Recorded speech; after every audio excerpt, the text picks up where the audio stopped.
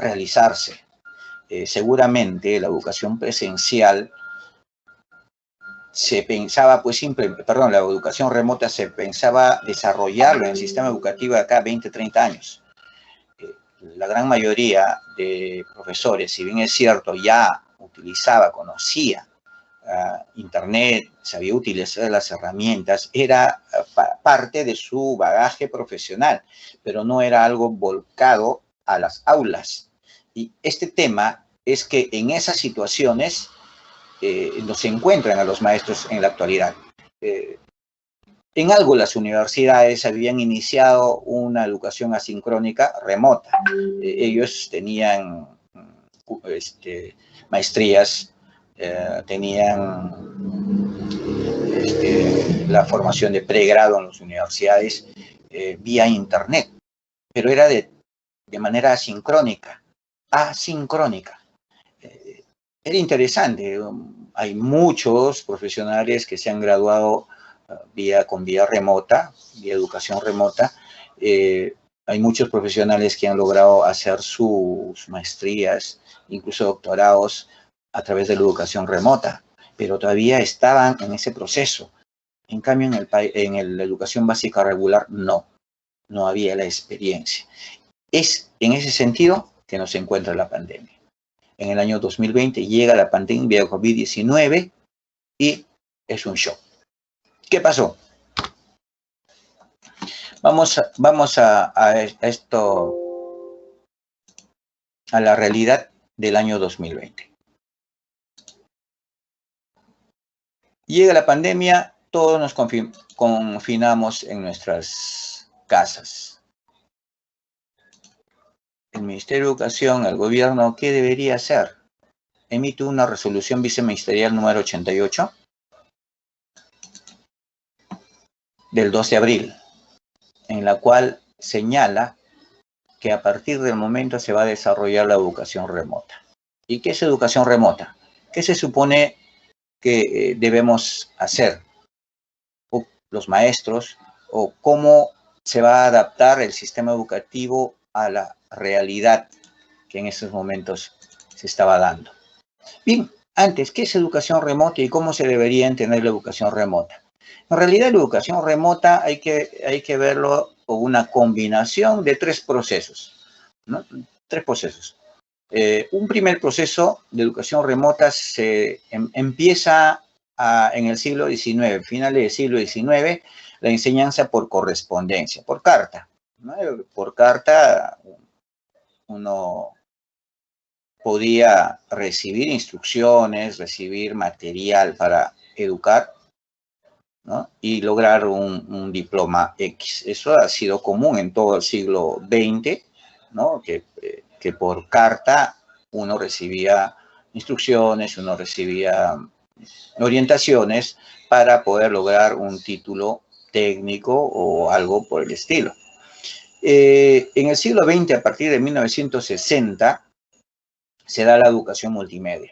¿Eso qué quiere decir? Educación a través de la radio, televisión, los cassettes, los VHS, ¿no? que ha sido un sistema muy interesante. Y a partir de 1980 en adelante, la educación distancia actual empieza, la educación telemática o virtual. Pero, ojo, 1980, todavía acá no había internet en el Perú, pero estamos hablando a nivel mundial. En esta educación virtual estamos hablando de tres tipos de educación virtual, ¿no? o educación a distancia. Uno, el Learning 1, que básicamente es que el estudiante recibe la enseñanza a través del email y la web. No se diferencia mucho en el sistema de educación o de enseñanza con lo de correspondencia, porque básicamente es instructivo. Luego viene el Learning 2.0, que implica un sistema de diálogo entre maestro y estudiante. Pero, ¿qué tecnología te permite esto? ¿Qué recurso te permite esto? El chat, el WhatsApp, el Messenger, por ejemplo, te permite el diálogo y también a través de él ya otras a otras plataformas como el Zoom, Meet, Team, etcétera, etcétera. Y luego ya el Learning 3, ¿no?, que es la cooperación, son para desarrollar proyectos en equipos que básicamente necesita ciertas plataformas que impliquen trabajar para lograr un producto determinado. Entonces, educación remota, en la actualidad tenemos que entender la combinación de todo ese proceso. ¿Qué es lo que sabía el profesor en marzo de 2020? ¿Qué es lo que sabía? Básicamente manejar correos electrónicos. De repente el WhatsApp, ya es común el radio y la televisión.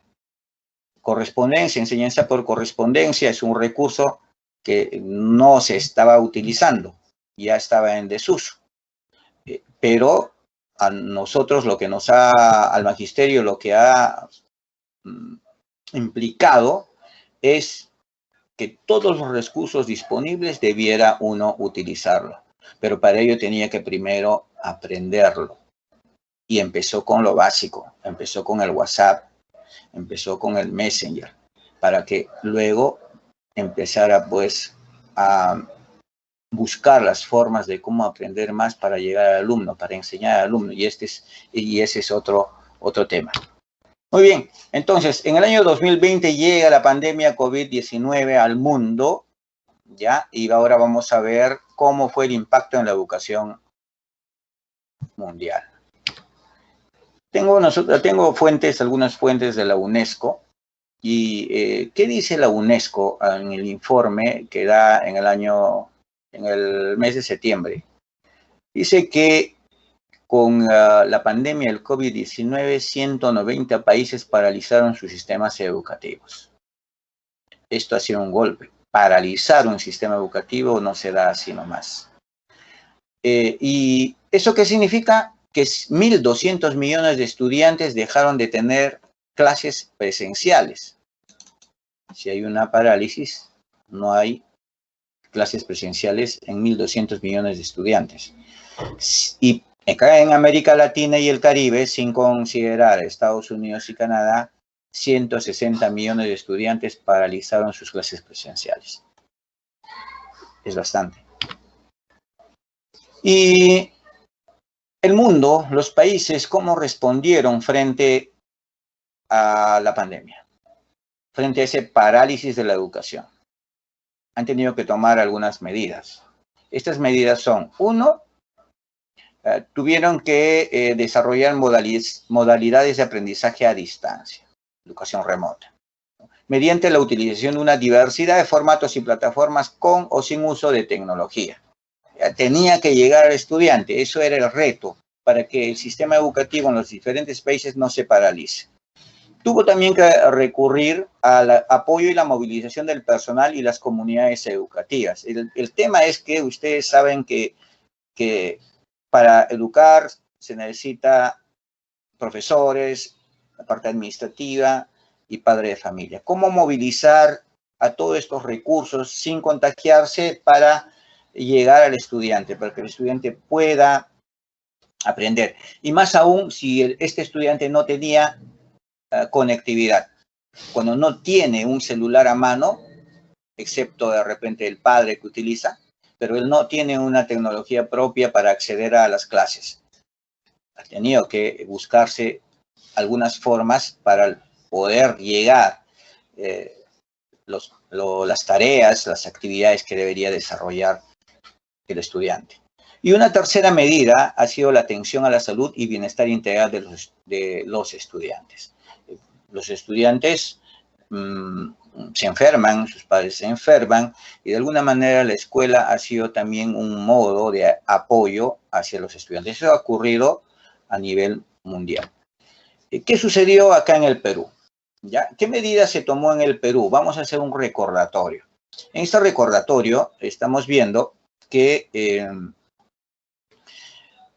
se plantea la educación remota en la resolución viceministerial número 088 del 2020, que se publicó el 2 de abril. ¿Qué significa esto? Que todo el sistema tenía que adecuarse, dejar la educación presencial para desarrollar la educación remota. En principio, esta resolución preveía que iba a haber un retorno, posiblemente abril, mayo, etcétera, pero no lo hubo. Entonces tuvo que haber otras resoluciones que implicaran ya precisiones para el desarrollo de la educación remota en esta emergencia a nivel. Muy bien, dentro de este proceso, el Estado plantea la estrategia Aprendo en Casa a través de la web, radio y televisión. Estamos hablando, la web, ¿no?, a los que tienen acceso, ¿no?, estudiantes que tienen acceso a las páginas web, radio, aquellos estudiantes que tienen un aparato radial que puedan escuchar las clases, y la televisión, es decir, que tengan un aparato de televisión. Puede no tener internet, puede no tener radio, pero bueno, una televisión sí. Incluso se preveyó, no se dice puntualmente, eso queda en el marco del tema de educación remota, se prevé también un tema de la educación por correspondencia. Vayamos, en la selva y en ciertos sectores de la sierra no ingresa la radio, no ingresa la televisión y no tiene internet. ¿Cómo se llega a ellos? Entonces se conoce casos de profesores que han tenido que trasladarse a las comunidades o a los hogares de los estudiantes para que ellos puedan recibir sus actividades. ¿Eso es eventualmente una forma de correspondencia? Sí. O el profesor mandaba al padre de familia, ¿no? El padre de familia se movilizaba, mandaba un paquete de actividades que podríamos nosotros interpretar como correspondencia. El estudiante recibía ese paquete por escrito y desarrollaba sus actividades. Lo mismo, las escuelas entregaron libros, ¿no?, o cuadernos para desarrollar actividades y el estudiante ha tenido que desarrollar eso. Entonces, eso implica entonces que ha existido una realidad diferente a nivel nacional. Estudiantes que tenían conectividad, estudiantes que solo contaban con radio y televisión y estudiantes que no contaban ni con radio, ni con televisión, ni con internet y que de alguna manera ellos también tenían que ser atendidos. Y otros, por X circunstancias, también una población que abandonó. Eso ha sido. Entonces, la estrategia Aprendo en Casa, de alguna manera, ha tratado de cubrir al máximo la llegada de contenidos pedagógicos hacia los estudiantes. Esto implicó que también haya un cambio en la currícula. O sea, toda la currícula, la planificación curricular que los profesores habían desarrollado durante la primera y segunda semana del mes de marzo, simplemente se tuvo que dejar de lado.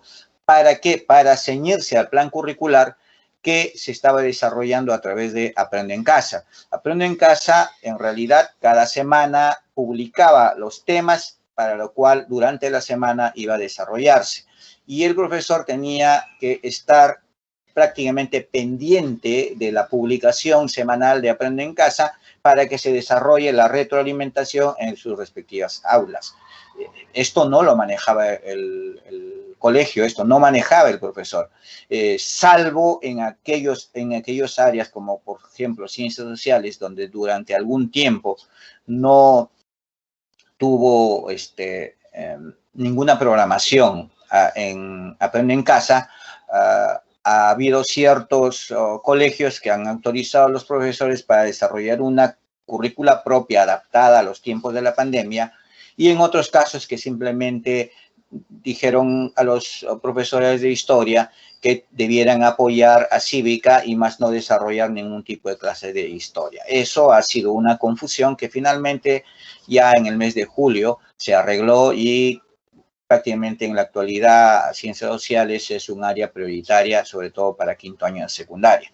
Entonces, el tema de la planificación curricular también fue afectado por el COVID-19, ¿no? Una alteración, un impacto en la currícula, porque tuvo que adaptarse al escenario, al contexto. Acuérdense que en la planificación curricular tiene que estar contextualizada, es decir, tiene que estar imbuida en la problemática de la zona que vive el estudiante. Pero con el COVID-19 todos estábamos con ese problema, así que el contexto es grande, pero es cercano.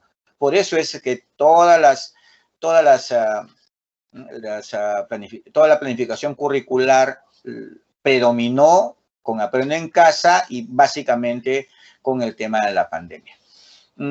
También desde el Estado se propuso continuar con el apoyo alimentario, con el programa Caliwarma, que todos los colegios que estaban beneficiados con este programa lo recibieron y lo continúan recibiendo hasta el momento.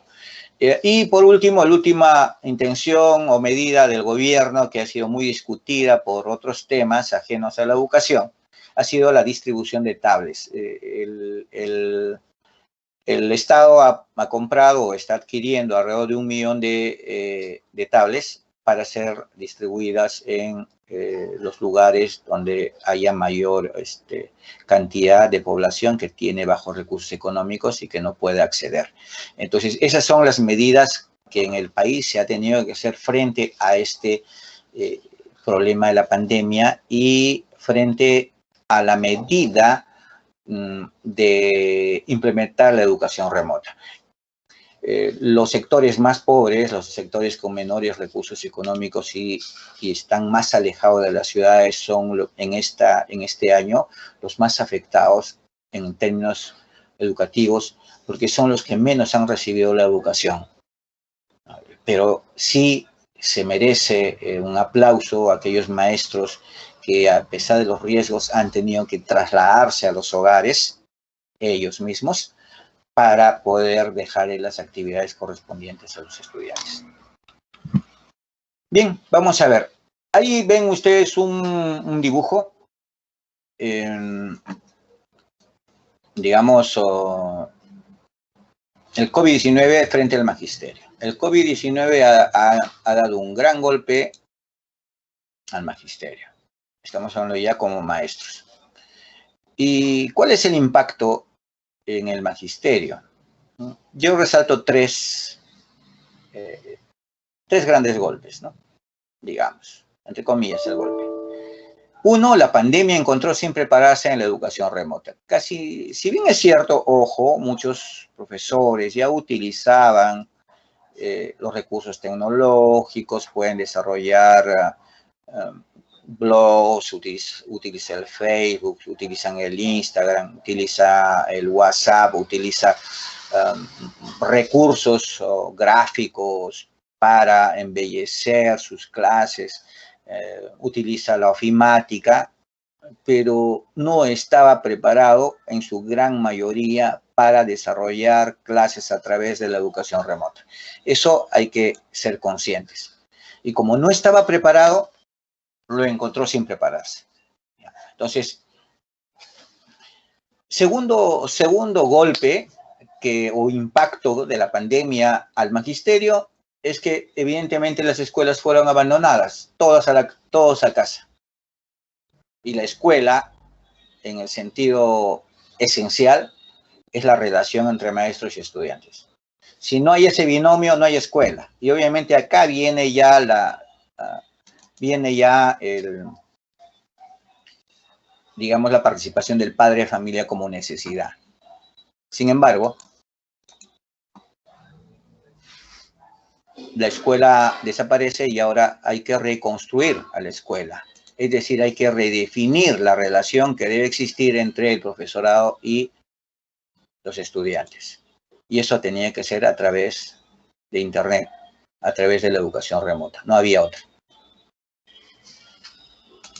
Bien. El otro golpe ha sido que la programación curricular fue dejada de lado. Eso ya les dije. Fue dejada de lado y tenía que adecuarse. Es lo único.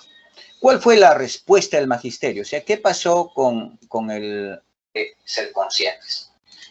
¿Qué pasó con el magisterio?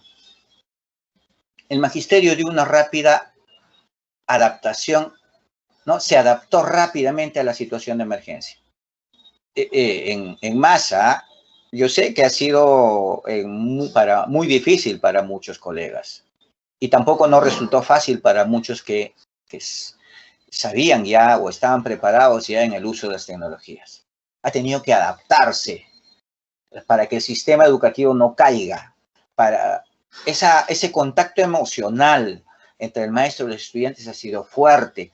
Todos los maestros se preocuparon, ¿cómo hago para enseñar? ¿Cómo hago para que mi estudiante aprenda? ¿Cómo hago para que nuestro estudiante no sea afectado por esta pandemia en su aislamiento dentro del hogar? Eso ha sido, desde mi punto de vista, desde el punto de vista emocional, lo que movilizó al profesorado.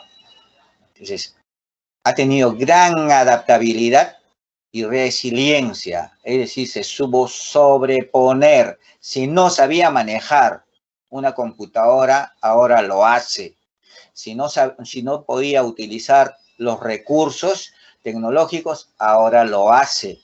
Si tenía dificultades en el uso de los diversos recursos para poder desarrollar una educación remota, a estas alturas ya lo hace. Entonces, ¿qué ha pasado? Que el profesorado ha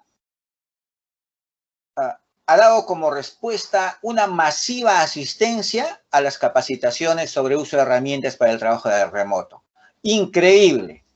En todas. Cada profesor accede en la semana a una conferencia, accede a capacitaciones, prácticamente en todo este periodo, desde abril hasta noviembre, estamos viendo que los profesores son protagonistas en las diversas capacitaciones que se da, y profesores que también desarrollan capacitaciones para los maestros en todo el país, y eso para mí es un gran avance dentro del magisterio. Ha dado un salto de 20 o 30 años en adelante frente a esta situación problemática de la pandemia, y yo felicito a todo el Magisterio Nacional por su adaptabilidad y resiliencia, con susto, con cólera, con miedo, con incertidumbre, pero tuvo que ir hacia adelante, y eso pasó con el magisterio. En ese sentido, otra respuesta del magisterio ha sido la creación de redes de interaprendizaje. Hay un conjunto de redes de interaprendizaje por WhatsApp, por Messenger, reuniones a través de Zoom, reuniones a través del Team, etcétera, etcétera, para desarrollar un interaprendizaje, conversar entre ellos y ir aprendiendo, orientándose respecto a pequeños problemas que surgen dentro del trabajo remoto, ¿no? Pensar y repensar respecto a su trabajo y a su profesionalismo. Esto también ha sido una respuesta increíble del magisterio peruano, a pesar de las condiciones difíciles que la realidad nacional tiene. Así es que ya en esta actualidad ya hay un desarrollo de la escuela virtual. El desarrollo de la escuela virtual lo entiendo, o lo entendemos, que esa escuela presencial, donde existe el contacto físico, visual, entre el maestro y sus estudiantes, ahora se ha trasladado a las redes. En las redes la escuela funciona en ese contacto, ya no físico, pero sí virtual, entre estudiantes y profesores. Entre los profesores y entre los profesores con la dirección, con los directivos de cada escuela. Incluso las reuniones de padre de familia también funcionan por ahí. Así es que ahora vemos una escuela virtual vigente. Ya no la escuela física, pero sí la escuela virtual, que sería una escuela complementaria, ¿no? Una escuela que básicamente está surgiendo en estos tiempos de Internet. Y la última respuesta del magisterio es su adaptabilidad y seguimiento a la estrategia Aprendo en Casa. Definitivamente la estrategia Aprendo en Casa ha sido el eje fundamental de todo el sistema educativo de remoto en este año en el Perú. Han sido pocas las escuelas que de repente han tenido sus propias plataformas o han decidido, frente a su propia realidad, no seguir a la estrategia Aprendo en Casa, pero son pocos, lo que en realidad a nivel nacional sí ha habido una implementación de la estrategia Aprender en Casa y su desarrollo en cada aula, desarrollado por cada uno de los docentes y cada una de las escuelas. Es más, cuando estamos hablando de seguimiento a las familias, ha implicado una tarea que no necesariamente está obligado a hacer, ¿no? Pero sí debería el profesorado o el Magisterio Nacional preocuparse por la educación, y como es preocupado por la educación de sus estudiantes, esa emocionalidad, esa conciencia lo ha llevado a hacer un seguimiento, a preocuparse por el estudiante que no viene o que no asiste a las clases, que no responde, ¿no?, de alguna manera a sus actividades, llamadas telefónicas, mensajes, de todo tipo, con el objetivo que reaccione el estudiante y acuda a las clases virtuales. Incluso un apoyo de carácter emocional que fue fundamental durante los primeros meses, porque en la actualidad, de repente, si bien es cierto, es importante todavía la asistencia emocional, ahora en la actualidad fundamentalmente ya está encaminado la educación en el Perú, la educación remota. ¿Cómo ha sido el impacto en las familias? Bueno, rápidamente, el COVID básicamente golpeó las economías familiares. Acuérdense que en el país el 70% de la población económicamente activa es informal. Informal, ¿no? No están en empresas constituidas. Las empresas constituidas han logrado desarrollar trabajo remoto y aún reduciendo personal, pero el problema ha sido para las familias que dependían básicamente de tiendas, del mercado, de la venta ambulatoria, de los talleres, etcétera, que no podían desarrollar sus actividades y han tenido que confinarse en sus casas. Estas han sido las más golpeadas. Entonces, el COVID-19 golpeó también a muchas familias que le dejaron secuelas económicas. Estamos hablando de enfermedad, ¿no? Han dejado familias donde sus miembros se han enfermado, han sido hospitalizados, han tenido que utilizar sus recursos económicos para salvar esas vidas. Muchos con una salud mental y emocional también deteriorada. Entonces, esas circunstancias obviamente alejan a la familia de la preocupación por la educación. Eso ha sido un impacto importante en estos primeros meses. También algunos han tenido dificultades de la conectividad con la escuela. Estamos hablando que un padre de familia generalmente utiliza su celular para fines de trabajo, comunicación, etcétera, pero no necesariamente el niño o el adolescente. Sin embargo, ahora sí, cada adolescente, cada niño necesitaba un celular, un tablet para recibir la educación remota. ¿Cuál ha sido la respuesta de las familias? Bueno, las familias priorizaron sus ingresos económicos.